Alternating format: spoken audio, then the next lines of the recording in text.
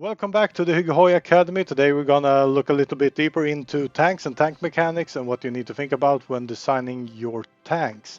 If you haven't seen the previous videos in this series, please do. If you don't have a good understanding of how the game mechanics works and how different stat affects each other. Looking a little bit on tanks, this is the Eastern Front in May 43 from our last game. As you can see here, we have a light tank, pretty cheap tank, going with motorized and light assault guns. Assault guns is a tank primarily focused on giving high soft attack, attacking soft targets like infantry. Really important stats for tanks and tank assault guns and so forth will be depending on how you want to use them. If you want to just go and crush enemy infantry, which could be a good way to win the Eastern Front, go for high soft attack. If you will be facing off with your opponent's tanks, you really need to have that hard attack to really hit their tanks and be able to pin them down and surround them. But coming to armor, we still have the standard values here that you need to consider, but you also have the armor and piercing system. The armor piercing system is really important, giving you a huge advantage. Because we were talking about hardness before, going up in hardness will help you against soft attack. A lot of players, even late game, go way heavy on the soft attack, and you really need to take that in consideration, both designing your tanks, how much you will win on having a high hardness, but also when you're countering tanks, you need to consider they will be hard late game, usually, and you need to have a counter for that. Armor will make the enemy's attacks even less effective. So the hardness will break them down if they have a lot of soft attack. Armor will even get them down even further. And to counter armor, you need piercing. This is a lightly armored tank with light assault guns and motorized infantry, so it shouldn't be any problem piercing them with a normal unit. But if you're going for a more heavy tank, just looking at this one with some mechanized instead, going over 40, you can have a problem piercing the armor, and it will really affect how much damage you're doing. If you really want to see how your damage will be affected, you can look at this armor division. For enemy division deals only 50% damage because of this division's armor.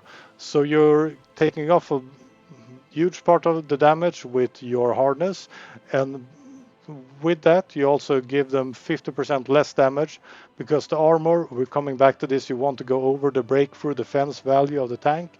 When you're going down in attack value this much as you will with hardness and with the armor, it will really affect the effectiveness of the enemy troops trying to counter your attack.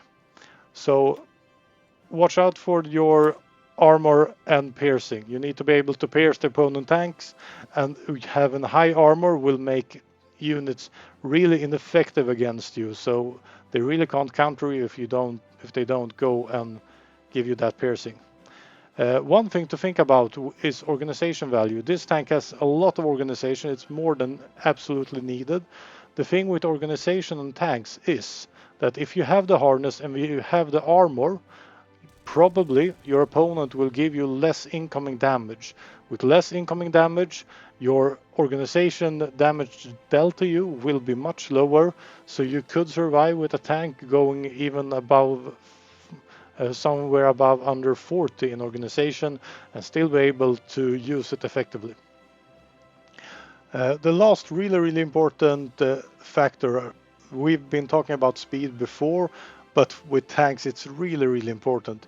If you have the harness, if you have some armor on the tanks, you have good attack values, and you have the speed, your tanks can be really hard to counter and do something with. Looking at this one, the last thing I want to mention, some people go with motorized way too long. Motorized are really cheap. And having cheap units is also good. Mass gives you an advantage. But if we look on the same unit with some mechanized infantry with them, a medium tank destroyer and self-propelled artillery, we have hardness up to 72% instead, and we have armor of 40, which gives these units an edge. Even if we have fewer units, it could be really worth it to have these kind of values go up, taking the edge of the opponent's infantry, their soft attack. And if they have forgotten their AT guns, this will be devastating for them. Still, one thing to consider, if you're playing a miner, being able to make your own operations, your independent operations, having like 10, 15 tanks of your own, could be worth having less good tanks. Because if you have 10 tanks, you can make your own surrounds. You don't need to call in backup every time you're trying to do something. And having that micro in the field is really, really important. So consider your micro skills when designing tanks. If you have two really epic tanks, you will have a hard time doing anything with them because you need to have some mass to surround the enemy. So it might be better to have 10 really lousy tanks or bad tanks compared to your two epic tanks, but being able to really envelop the enemy, encircle them, and close the pocket and go forward with an independent move without calling in backup for your allies who will be fully occupied with their micro. So that's everything for this video. I hope you subscribe and follow our YouTube channel, watch us on Twitch, and I will see you guys next time.